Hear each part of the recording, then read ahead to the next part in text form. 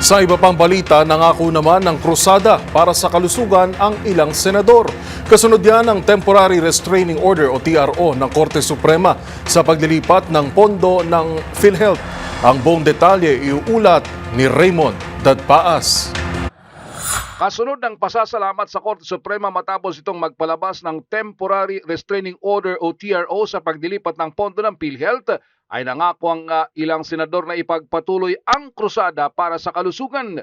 Ayon kay Senador Christopher Bongo na siyang chairman ng Senate Committee on Health, resulta ng kanilang pangungulit ang desisyon ng Korte Suprema. Kahit na ayon sa tagapagsalita ng Korte Suprema na si Attorney Camille Ting, ay hindi automatic na may babalik ang 60 billion pesos na nailipat na mula PhilHealth patungo sa National Treasury. Ngunit ang natitirang 29.9 billion pesos ay hindi na maililipat pa sa buwan ng Nobyembre.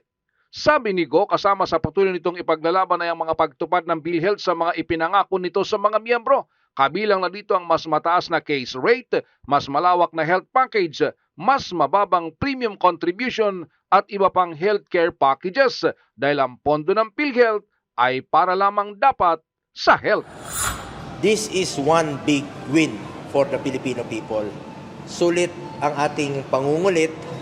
We thank the Supreme Court for heeding the calls for temporarily stop the illegal and immoral transfer of health funds from PhilHealth to finance projects unrelated to the health and wellness of our people. Ang pondo po ng PhilHealth ay para sa health. Bilang chairperson ng Senate Committee on Health, taus-puso po ang aking pasasalamat sa Korte Suprema na nakinig sa ating mga panawagan. Ayon naman kay Senador J.B. Ejercito na siyang mayakda ng Universal Healthcare Law, maraming dapat ipaliwanag ang PhilHealth dahil napakalaki ang pondo nitong hindi nagamit habang napakarami nating mga kababayan ang hirap na hirap dahil sa laki ng mga bill sa mga ospital.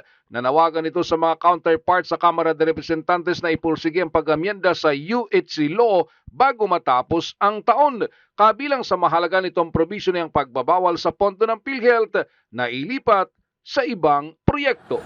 Why will you declare an 89 billion excess fund when there are people who are still struggling to pay the hospital bills? There are hospitals that haven't been paid. Yung benefit packages natin, maganda pakinggan pero hindi nyo naman sinasagot lahat. So, yun.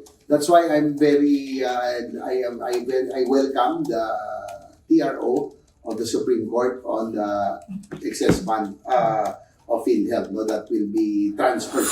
Para sa MBC TV Network News, ito si Raymond Dadpaas, una sa Pilipinas, una sa Pilipino.